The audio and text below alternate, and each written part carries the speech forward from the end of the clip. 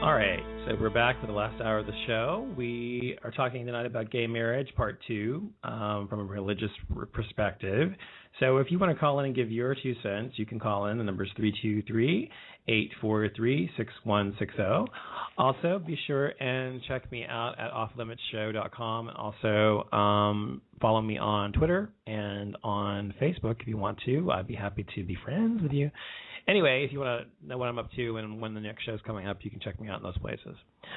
So, first hour I talked about the DOMA ruling coming up soon and what they talked about today. I talked about gay marriage from a religious perspective and talked about how the Bible is used often against gay people and quoted some things about why it's why it's actually a fallacy when people do that. What I want to talk about now basically is how, well, first of all, I want to say one thing about it from a civil perspective one more time, is that the whole point about gay marriage is that, you know, people say often that it is is it or is it not a civil right or a civil liberty? And the point is about all of this is that it is absolutely a civil right, and, you know, civil marriage is a civil right, and there have been cases in the past that absolutely have established that. So it's not a question whether it is under the law. It is, under the law, a civil right. Also, the 14th Amendment of the United States Constitution says no state shall deny to any person within its jurisdiction the equal protection under the law. And so, you know, the same argument was used for interracial marriage, as I said earlier in the show. People would say in the 60s, oh, we're just protecting the sanctity of marriage, and that's exactly the same thing people are saying today about gay marriage. But from a religious perspective, though, you know, when one's religion is used against you to justify hatred or prejudice, it is unfortunately a sad thing, because to me, religion, any religion, almost every religion I know, I mean, I'm sure there are exceptions, but almost every religion I've known, and I've studied them to some degree, almost all of the major ones, is about love and either loving oneself or loving other people or acceptance, and it's all about positive stuff. Whereas people today, specifically those using religion against gay people, you know, use their religion as a weapon, instead of using it as something that one can grow from, or one can actually make an actual case of. So religion today is often used in that way, and is not used, in my opinion, the way it was meant to be used. For example, do you really honestly think that if Jesus Christ himself were here today, he would be using the Bible as a weapon and saying things that hatred, hate speech, and things like the Westboro Baptist Church, and people like that, which those kinds of people exist everywhere, by the way. If you don't know who the Westboro Baptist Church is, just quickly, they are a fundamentalist Christian, if you want to call them that, church in somewhere, I can't remember, in the South. Anyway, and they are filled with hatred, and it's headed by Fred Phelps. And they will go around and they will go to gay funerals and to funerals of servicemen, straight or gay, and to anything to do with gay people specifically. That's what they seem to love. They'll go to those things and they will protest those people's funerals. When people are at their lowest point, people are the saddest that they've ever been for having lost a loved one. They go and they say fags or what do they say? God hates fags, or he's dying of AIDS, or he's dying of this or that or whatever at this person's funeral. Even if it's not true, they just say it to be incendiary. So these kind of people are, in the minds of many gay people, representative of how all evangelicals look to us. Okay? So when I see someone who is an evangelical Christian, or calls themselves that, or is someone who goes to church every time the door is open and is a devout believer in their faith to the point that the Bible is infallible and that it's the perfect word of God and all that nonsense, all that stuff. When I hear someone say those things, what do I feel? I feel this person is a bigot. And why do I feel that? Because if they really believe that and that deeply, then there's absolutely no every person I've met that feels that way about homosexuals as well. I've never met someone who's a truly evangelical Christian who just thinks homosexuality is just fine, and they love gay people, and there's nothing wrong with gay marriage, and it's always the other way. So to be a fundamentalist Christian does mean that you believe the Bible is literal. You take the Bible literally. And that means that every single word, meaning Noah's Ark, by the way, was real, meaning that there was Adam and Eve in the Garden of Eden, there was a talking snake, there was an apple of knowledge. I mean, there was, on and on. And there's a bazillion things in the Bible that are complete nonsense, but are meant to be parables that people take literally. And I'm starting to drink. My throat is sore. I'm not sore. It's just like I'm hoarse for some reason. I keep losing my voice. I apologize. Anyway, so there's a million things in the Bible that people take literally, evangelical Christians. And instead of using their brains, instead of thinking, and this is the point I keep making to this show, and whether you're an evangelical Christian, whether you're just a normal Christian or a Baptist, or even if you're Muslim or if you're a Jew, whatever religion you are part of, use your brain and apply that brain to what you're taking in from whatever book you believe in, whether it's the Talmud, whether it's the Bible, whether it is the Quran, whatever it is you believe in. Don't just take it in and unfiltered. You actually can't believe it. I mean, I don't understand people who believe in a religion so deeply that they don't question anything. So if your pastor tells you it's going to rain tomorrow because God told them it's going to rain tomorrow, and you believe him because he's the pastor and he's got a direct line to God or whatever, some people believe, you're an idiot. And so just to believe what someone's telling you because they tell you this, because you're a pastor or because the book tells you that, it's fucking stupid.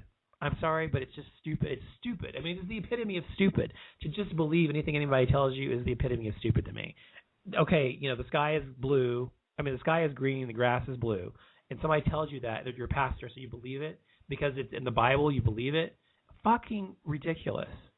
So just because the Bible may say some things about homosexuality, when I've mentioned before to you why the Bible is completely wrong, or why the passages people point out to as to homosexuality being wrong have nothing to do with homosexuality, and it's been proven.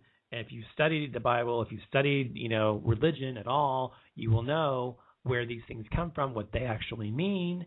And as I said earlier, the Dead Sea Scrolls, blah, blah, blah, the Bible is nothing like what it was when it originally came out. So to believe in these things without questioning them is so fucking stupid. And I am not a religious person, obviously. I am not a religious person. And the reason I'm not a religious person is because I use my brain. It doesn't mean I don't believe in something beyond us. I do. I do believe in more, but I don't believe in a God up on a throne with a long beard who interferes with our lives and judges us and decides whether we get into some paradise when we die. And I don't believe in hell. I don't believe in that. I'm much more, spiritual-minded or whatever, and more about the universe and that kind of stuff. So New Agey, I guess you'd say. But I'm certainly not a believer in religion. And religion is used to control people. That is. Oh, somebody just said that, I think. Hold on. A prescription for control. Yes, I agree with you. It is a prescription for control, and that is what religion's always been about. And as I mentioned earlier in the show, it is not something, when it comes to homosexuality was fine. It was, as I said earlier, there were gay marriages. I mentioned several people who were married who were gay in ancient history, in Greece and Rome, etc. I mentioned that earlier on the show and gave you their names, and some of them became saints even, and they were gay. That would drive some Catholics crazy, I'm sure. But these are proven facts, and these people were fine in the church or whatever, in the churches the Christian faith or whatever, up until the 15th century, when the church changed and it was being used as a moneymaker and used as a way to control people and to have power and political influence. That's when it changed, and when kings began to intersperse their own beliefs, King James, for example, Constantine from Constantinople, for example, when they began to make their own Bible versions and put in there things about homosexuality and things that they personally didn't believe in, that is when we had an issue.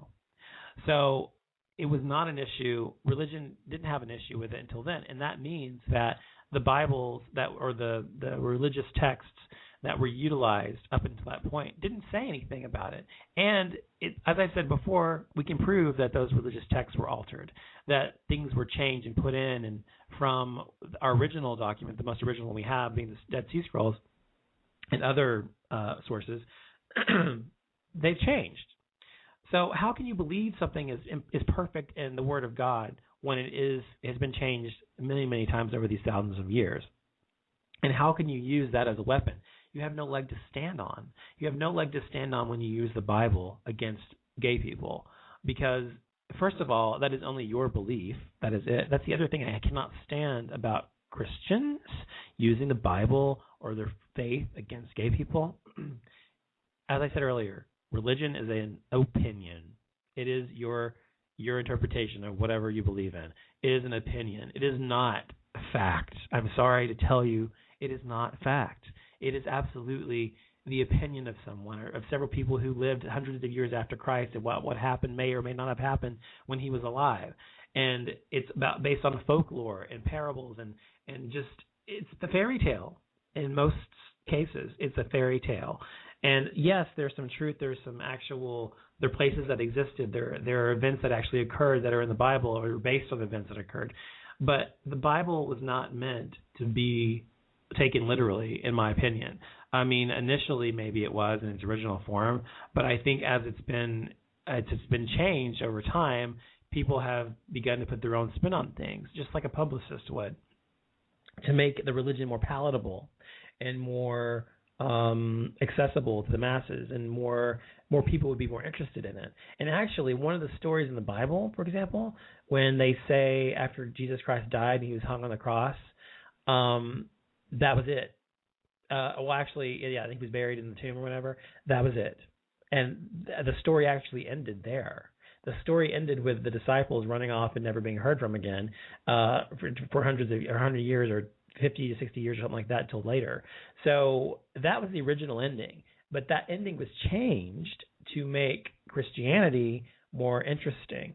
So let's make him be resurrected and make him come back from the dead. Not only that, but the whole story of Jesus Christ was told 2,000 years before in Egypt about Anubis, or was it Ra? I think it was Anubis, but I can't remember which god it was. I have to look it up. But I think it was Ra, but it may have been Anubis. I can't remember. Anyway, so the exact same story was told about a virgin birth, about the three wise men, and it was told in a different way, but it was the same story, about resurrection and about dying and being resurrected. I mean, all of it was the same. So how can one believe in a religion that is obviously ripped off from something else? How can you believe in that? It obviously is not original. And if something is true, it's not going to be copied from somewhere else. If Jesus Christ himself walked the earth and blah, blah, blah, and homosexuality is a sin and everything else in the Bible is true, then why is it that there's an exact replica of his life that happened 2,000 years before he ever existed, that was known to people in Egypt, known to people even in China, and other stories similar to the story of Anubis or whoever it was, can't remember. Also, beyond that, he died when he was 30 years. Up until he was 30 years old, he was a kid, and then there was nothing until he was 30 years old. So just like with Jesus Christ, that was the same story as with Anubis. So this is why religion doesn't make sense to me, because people don't use their brain. And people will say to me often, well, my religious beliefs and the reason I don't believe in homosexuality and all that stuff is based on my religious beliefs. Well, I believe what I believe because it's based on faith, and you just don't understand faith. Well, to me, it sounds like faith is believing in bullshit just because it's in front of you. That's what faith means to me when I hear people say that. I mean, I think any thinking human being, any thinking entity that can read and actually take information in and filter it out to understand what's actually being said, can actually take that information and make an actual determination for themselves based on the facts. And if it's true, then why is it that we, God himself or whatever, never came down and said,